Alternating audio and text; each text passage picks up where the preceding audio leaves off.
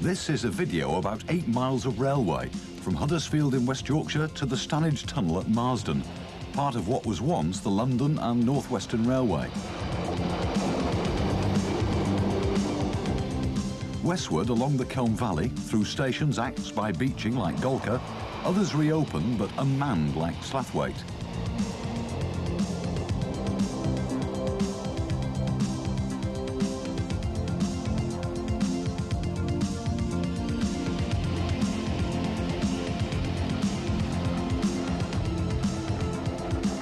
Beyond Slathwaite, valley mills and villages give way to the tough farming country and cloughs of the Penines. This is still the principal Trans-Pennine passenger route between Leeds and Manchester.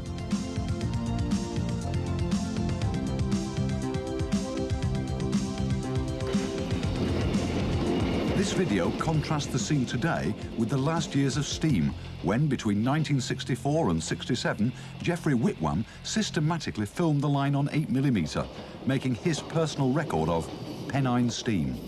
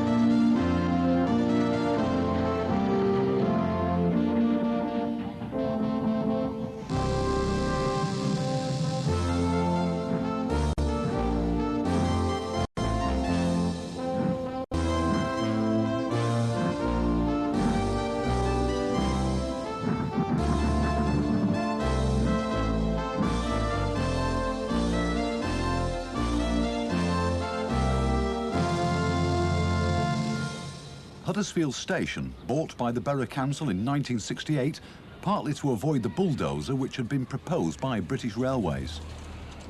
The joint station was completed in 1847. One of the partners, the Huddersfield and Sheffield Junction Railway, had, by amalgamation, become the Lancashire and Yorkshire Railway. Designed by James Pigott Pritchett of York in the classical Corinthian style, it reflected the prosperity of the rapidly expanding town, giving Huddersfield one of the finest stations in the country. The other partner was the Huddersfield and Manchester Railway and Canal Company, shortly before the amalgamation which created the London and North Western Railway.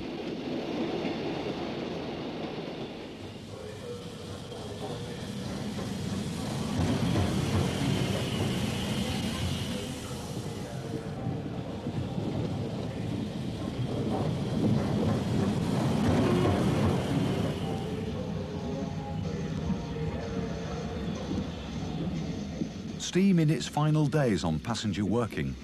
The Bradford, Halifax, Huddersfield, London through coaches being the last regular work for Stanier and Fairburn tanks.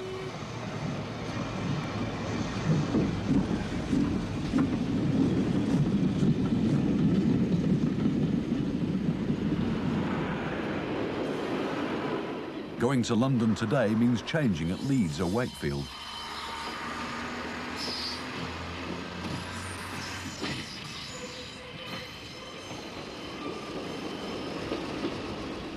Today, passenger trains dominate, but in the late 60s, traffic was predominantly freight. The railways, not the roads, took the strain.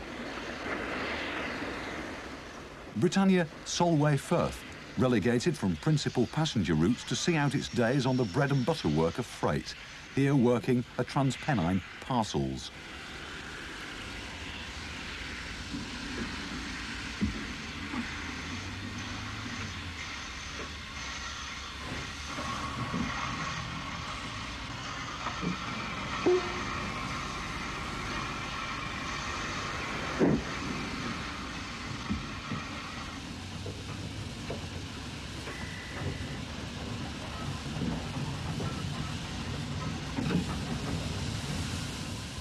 Gone are the water columns.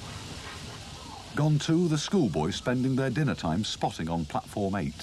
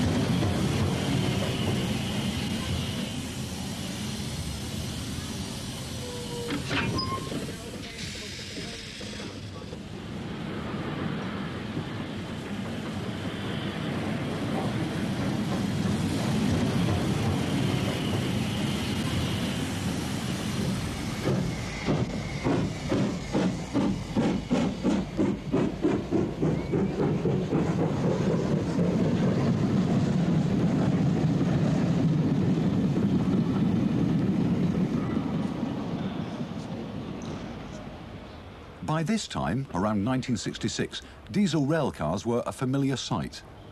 Although introduced in 1958 on the Huddersfield-Wakefield service, their novelty still merited a snap. More parcels, an early Black 5 prepares to head out to Leeds.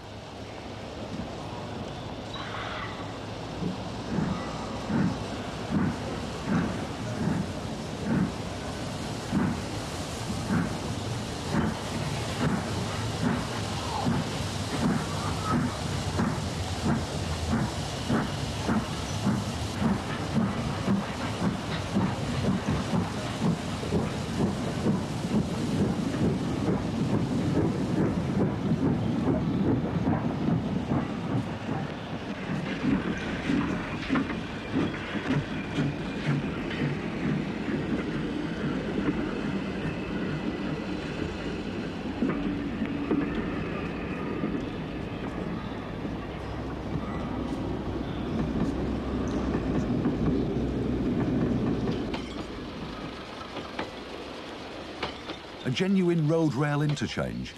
Yesterday's goods warehouse with a water-powered hoist that lifted trucks to third floor level is today's Grade 2 listed building, bought by a developer with plans to convert it into flats and leisure uses.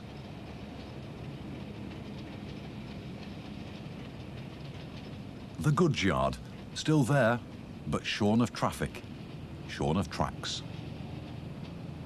The eastern portal of Huddersfield Tunnel, a concrete bridge has replaced the former clear span steel bridge.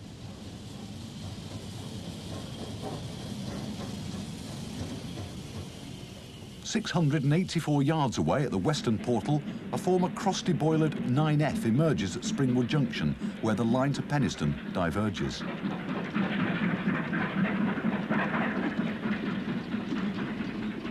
One of the most frequently filmed freights on this line were the oil trains from Stanlow in Cheshire to the oil depot at Liversedge, adjoining the Leeds New Line.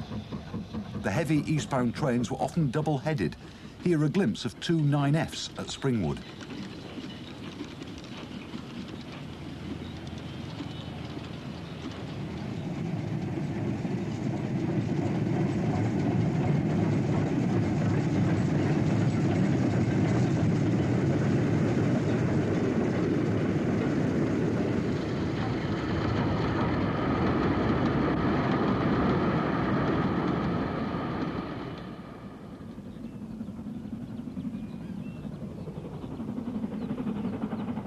At Longroyd Bridge goods yard, a Black 5 pulls a westbound parcels train uphill. In the distance, another Black 5 shunts in the yard.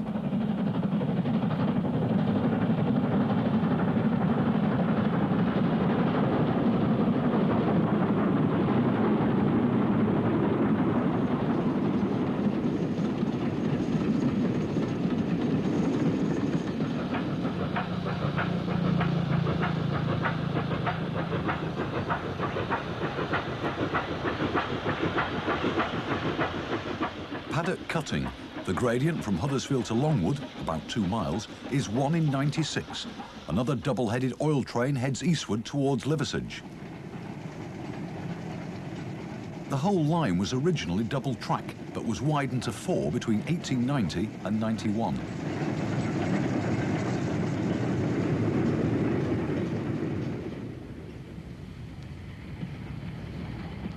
There were 4 stations between Huddersfield and Marsden, all except Marsden axed by beaching. The first was Longwood and Milnesbridge.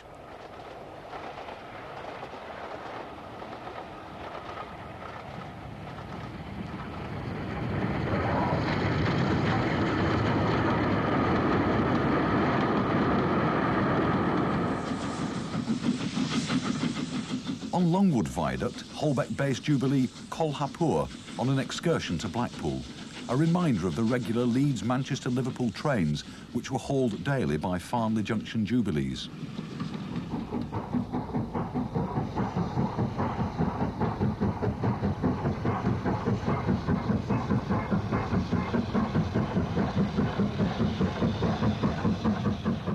And a reminder of the importance of the textile trade to the prosperity of both town and railway.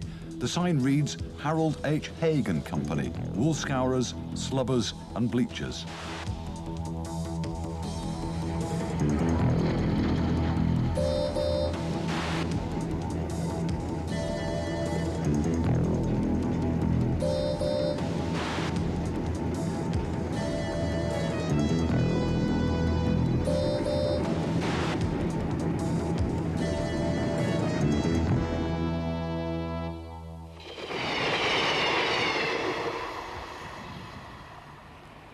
Looking west to Scar Lane Bridge, Longwood Viaduct today. Somehow cleaner and greener.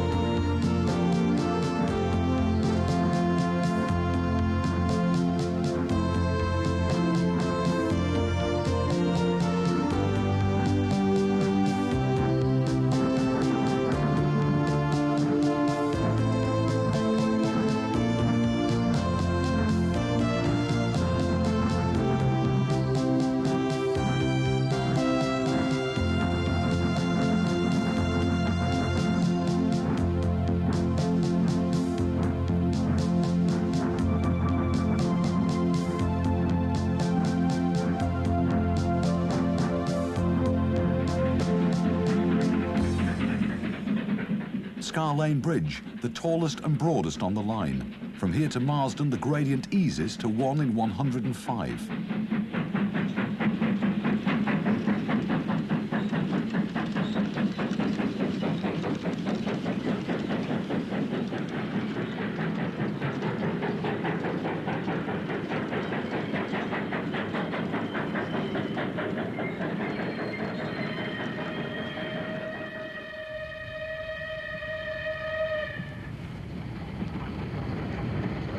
Patrick Croft Standard 5s were commonplace up to the end of steam. Here, passing Longwood goods signal box, typical of the LNWR pattern used on this line.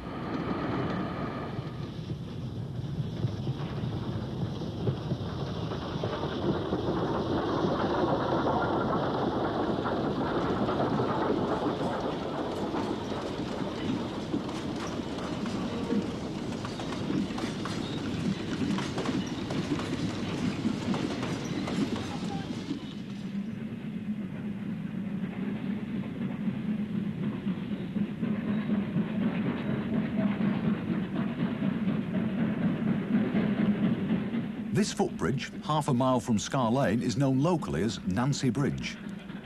The view from it today, once again, 2 tracks.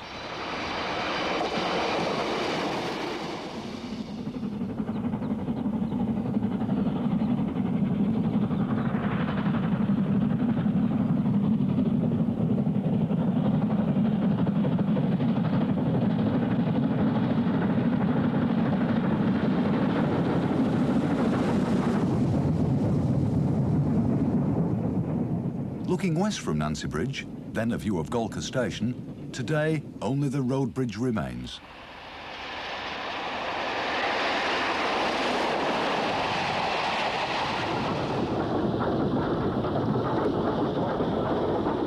How long is it since Nancy Bridge saw this much action? What seems remarkable now was an everyday occurrence then. An empty coal train heads eastward, meeting a black 5 hauling a mixed freight.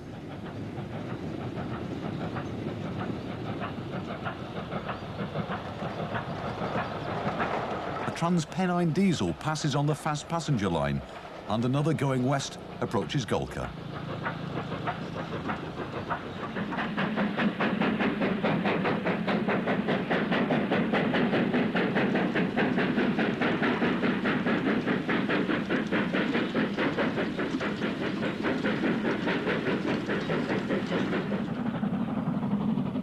Golka Station, 3 miles from Huddersfield, the ticket office was at bridge level above the platforms. The station features strongly in this material as Geoffrey Whitwam lived in the village overlooking the railway. Today, nothing remains. Golka Station has vanished.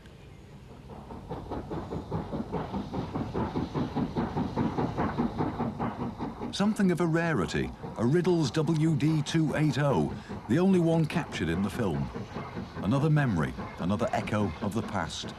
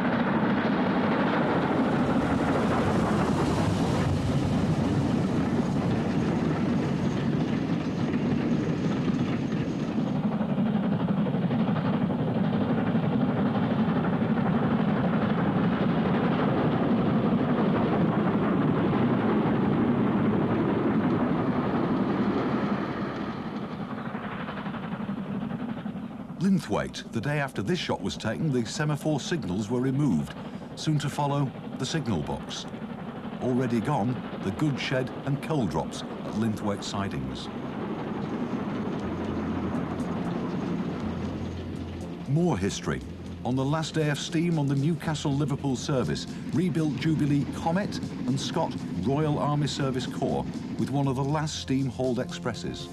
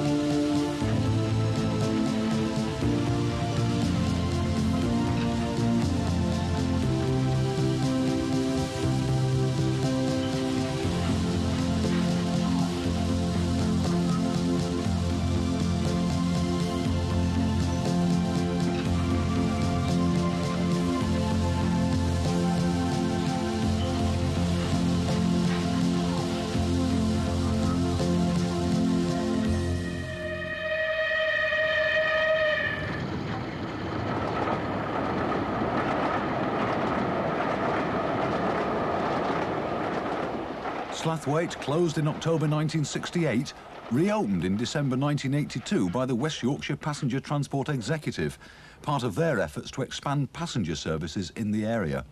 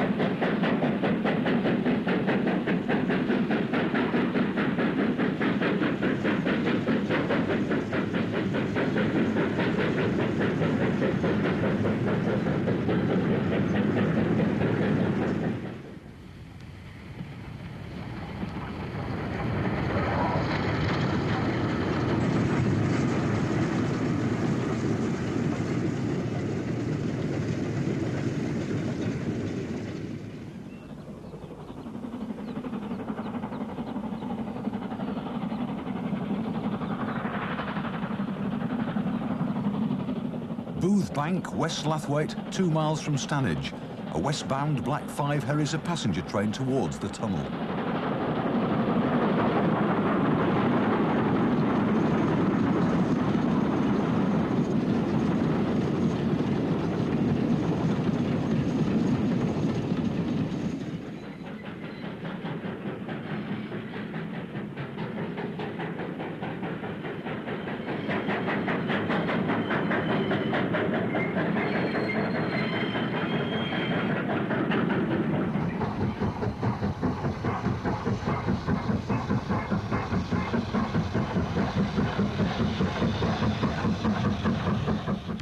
Sparth reservoirs feed us to the Huddersfield Narrow Canal. A winter afternoon. An 8F on a van train struggles up the last mile to Stanage.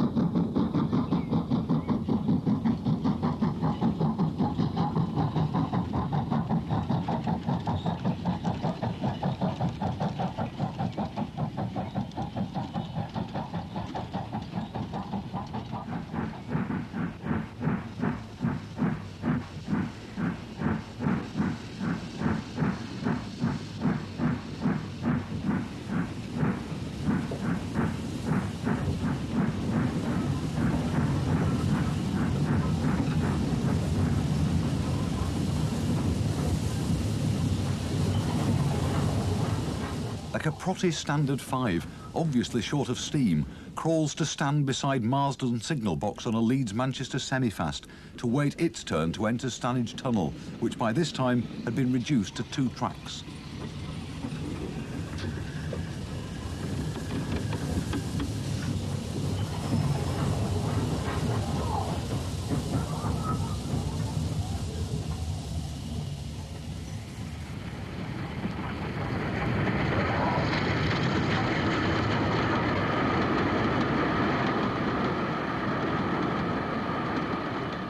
At the head of the queue, an 8F waits its turn.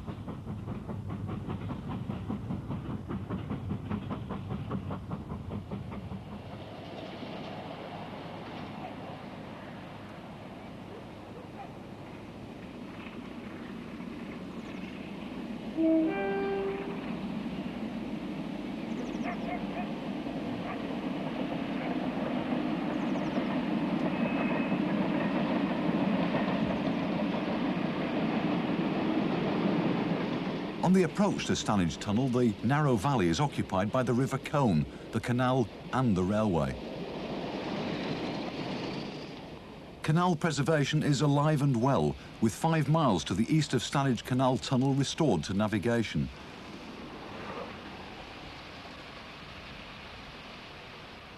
One of the next steps is to restore the canal tunnel, originally completed in 1811.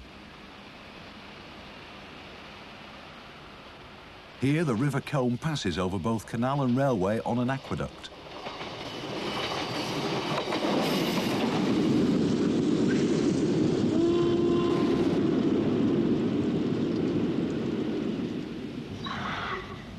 And finally, the 8F restarts its train and begins its 3-mile and 62-yard journey beneath the Penines.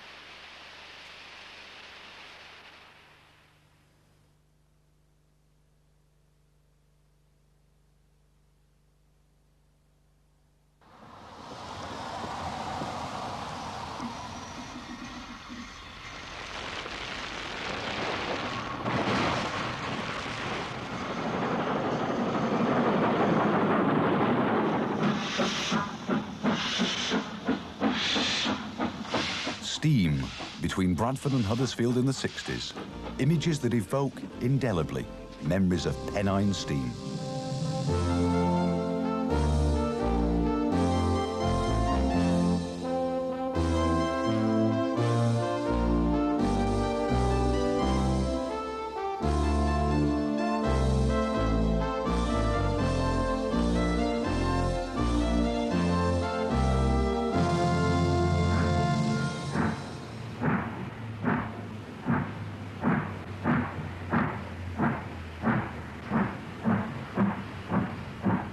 Bradford Exchange, the start of our 17-mile journey to Huddersfield towards the end of Steam.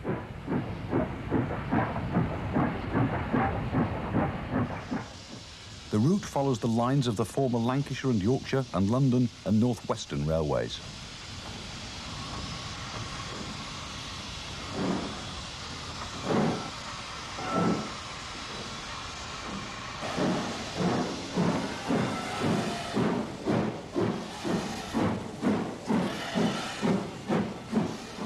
Bradford Exchange is no more. The city is now served by a road rail interchange up the road and by Forster Square Station across the city.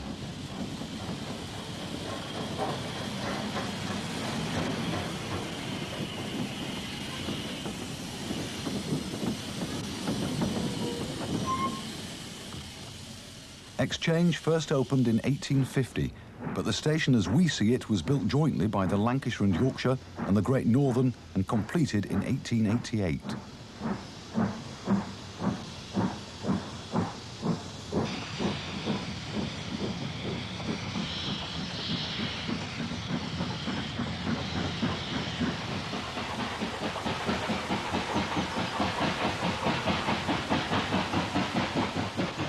The climb out of the station to Bowling Junction starts immediately at 1 in 50 and usually required the use of bankers or double heading.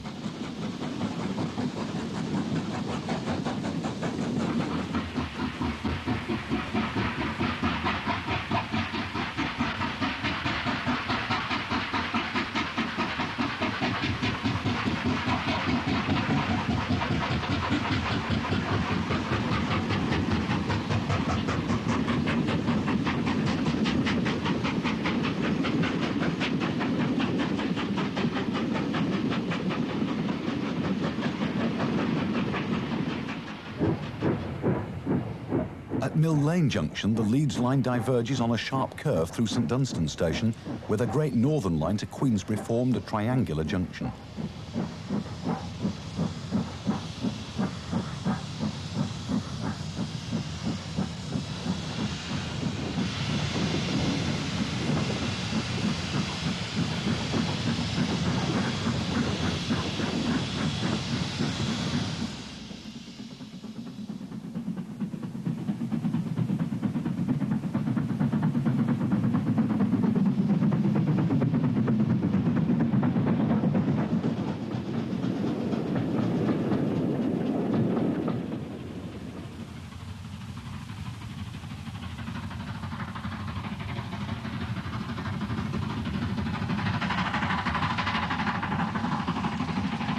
Here, the camera's looking down from Bolling Road at the northwestern end of St Dunstan Station.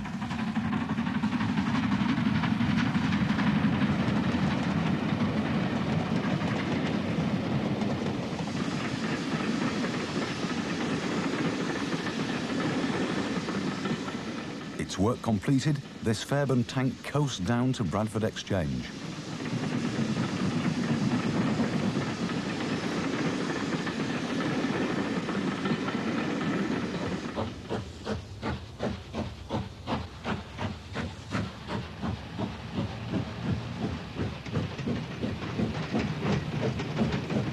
A twin Calder Valley, set from Manchester, passes a Fairburn tank pulling up to Bowling Junction. We get the message. Trains ran on time back then.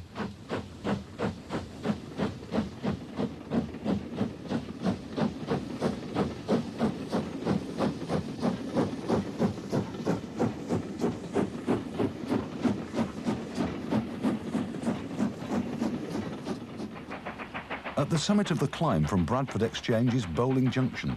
To the right is the Leeds Direct Line.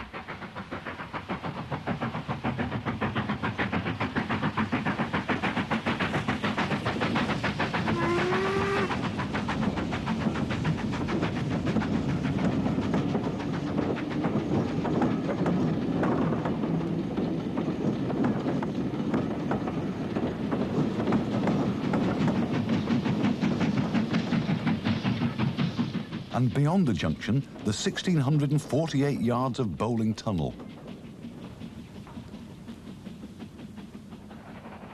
Coming from Leeds, a Jubilee pulling an excursion to the Lancashire coast.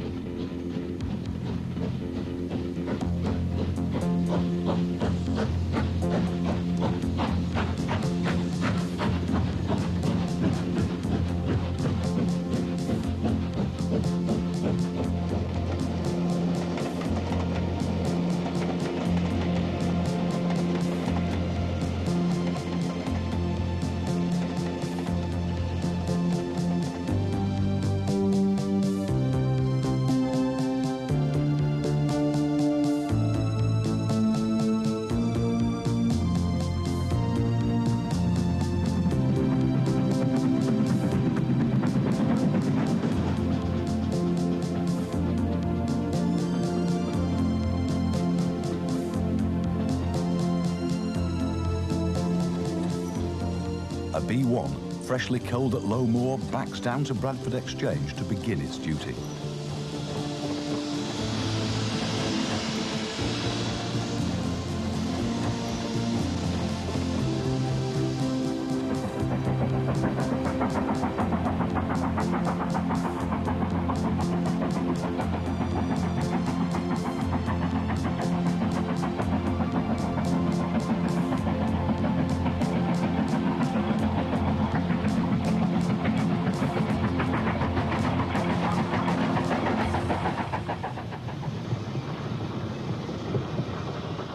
Beyond Bowling Tunnel is Low Moor.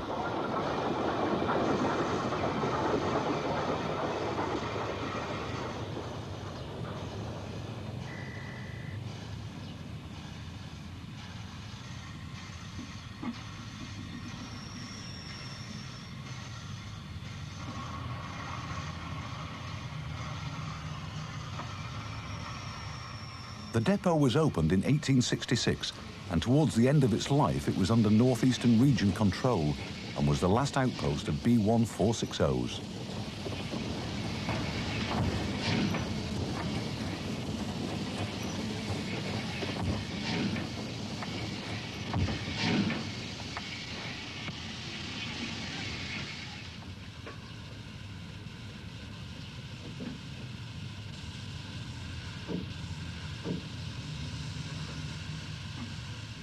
weekend afternoon in 1966, Nyala enters Lowmoor Depot.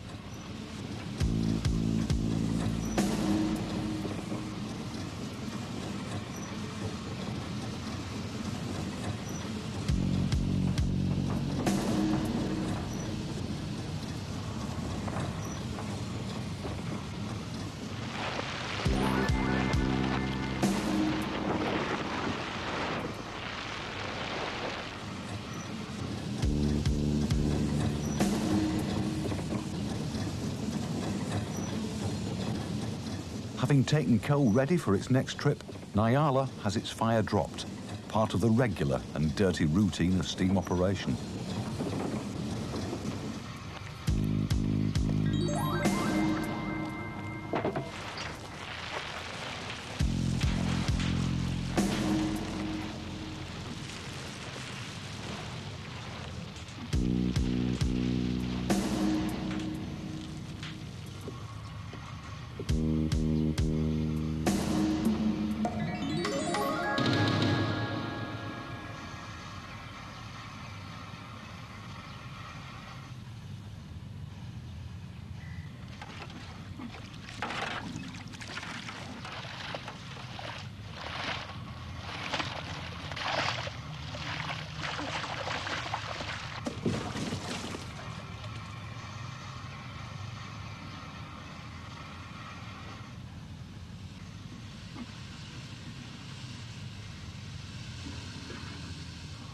The fireman of this 9F washes down the footplate, pops in the bag and prepares to oil round for its next trip.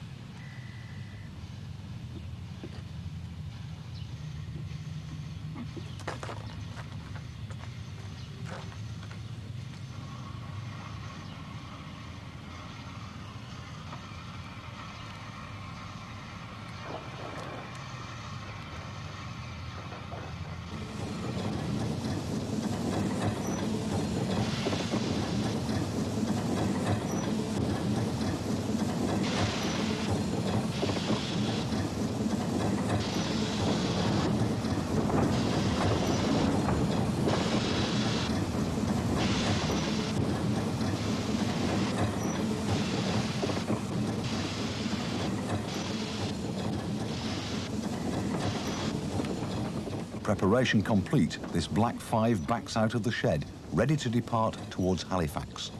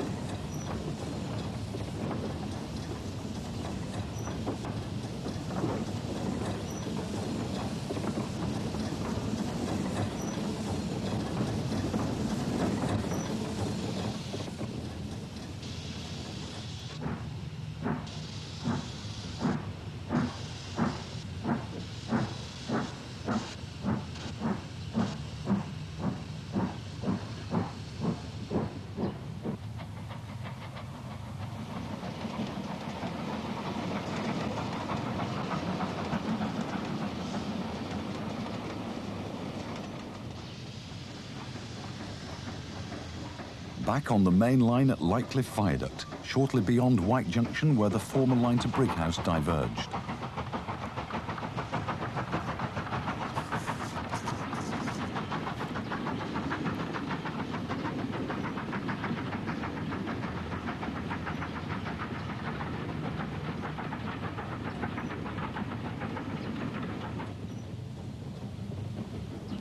Another fairbun on a local to Stockport heads towards Halifax.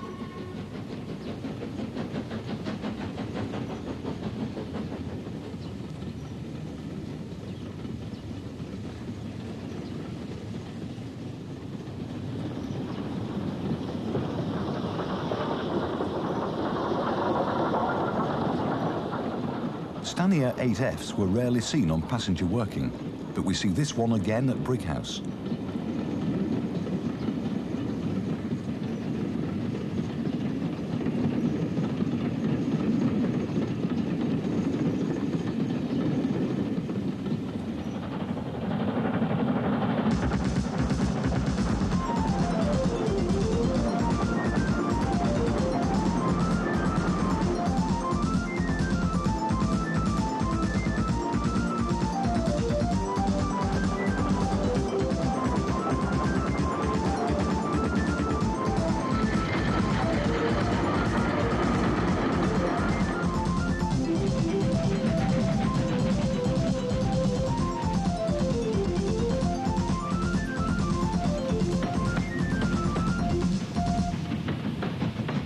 The Huddersfield line and the Calder Valley spur via Copley diverge at Dryclough Junction.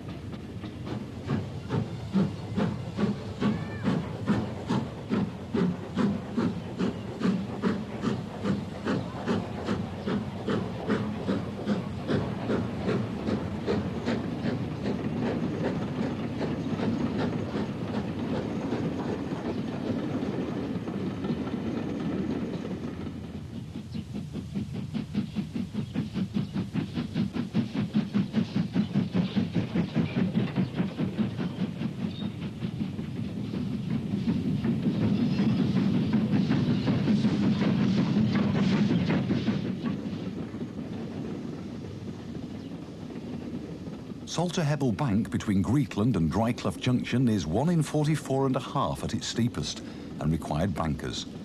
Once the duty of Lancashire and Yorkshire 060s, latterly the preserve of Low Moor Fairburns.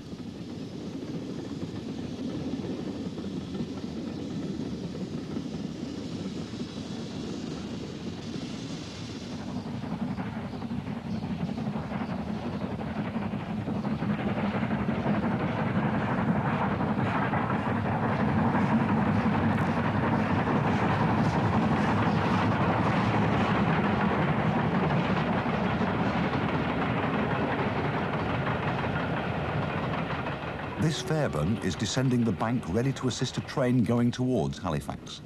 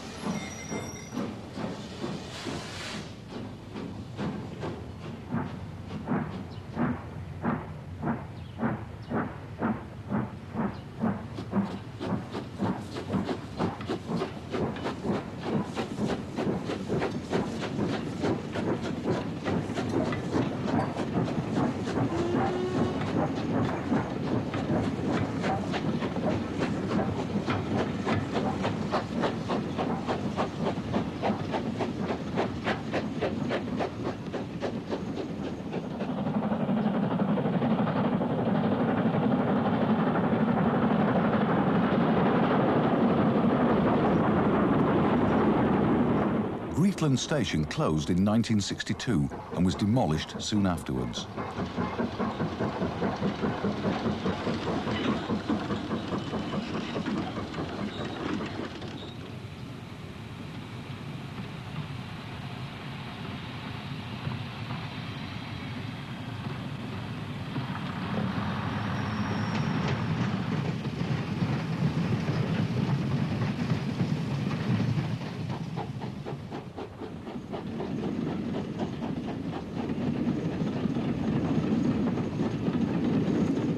The line to the right is the Stainland branch, once the stamping ground of L&Y Rail Motors.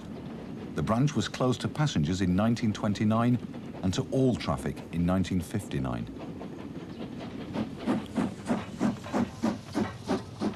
A fairburn passes where Greetland Station once stood, now an oil terminal.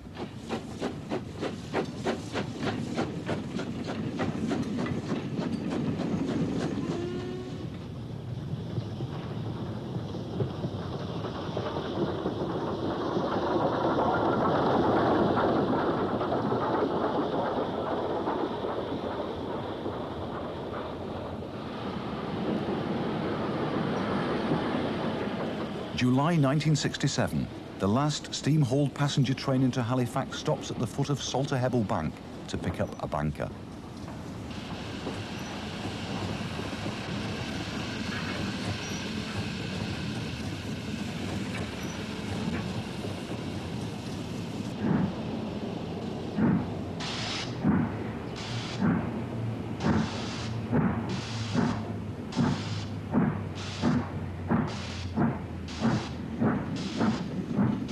Modernisation is creeping in.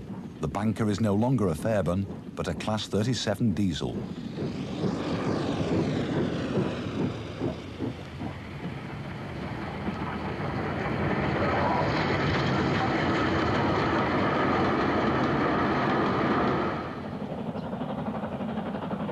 After Greetland, the route joins the Calder Valley main line.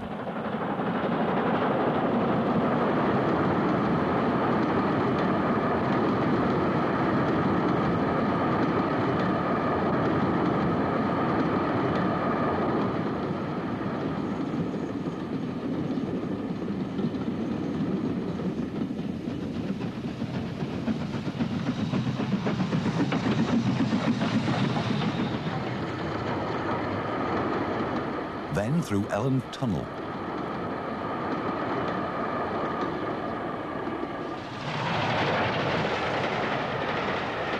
To Elland Station, which closed in September 1962.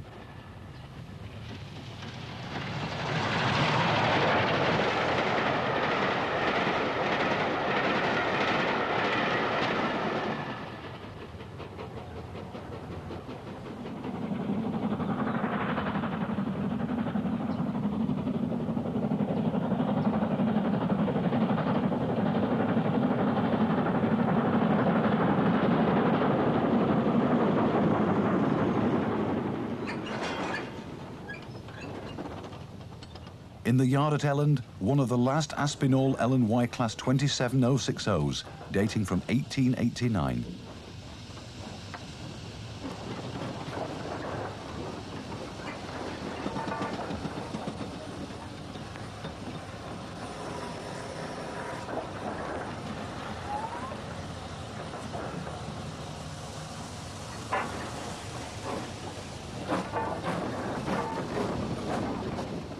With its pickup goods, it heads back through the tunnel towards Greetland.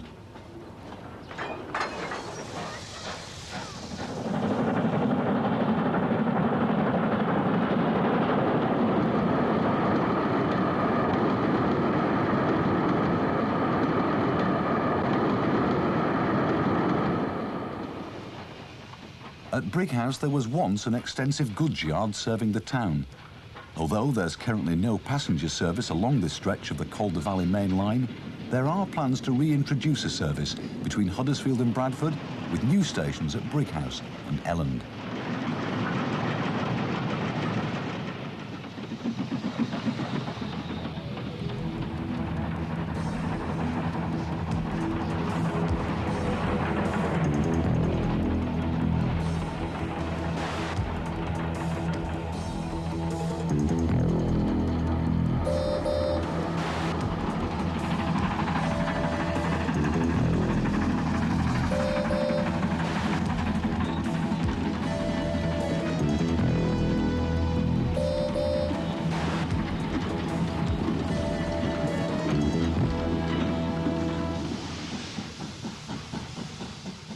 At Anchor Pit Junction, the line to White Junction diverged. Part of the original signal box survives in an adjoining field as an animal shelter. At Bradley Junction, the route joined the London and North Western Stanage line. The spur was built in 1852, enabling a Huddersfield-Bradford service to be introduced.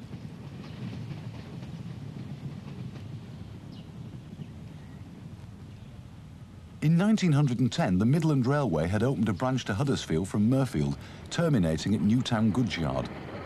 In 1923, following the amalgamation, the LMS built a spur here at Red Dills Junction, and the Midland line was closed to traffic.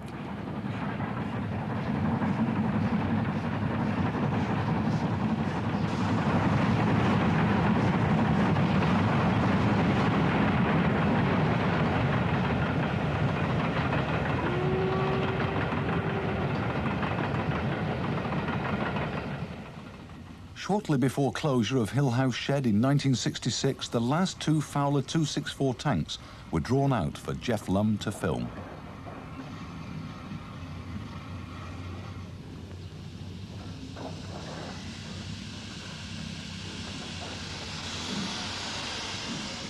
The same leaky Lancashire and Yorkshire 060 at Hill House Goods Yard with the Penistone pickup goods.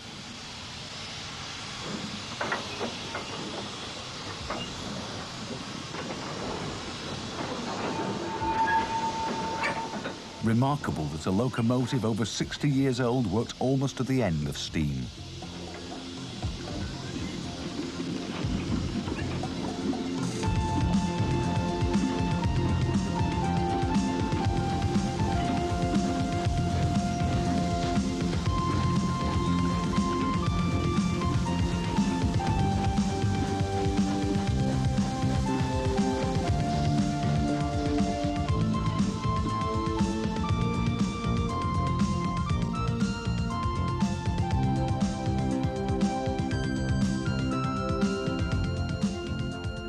From the top of the coaling plant at Hill House, nothing stirred.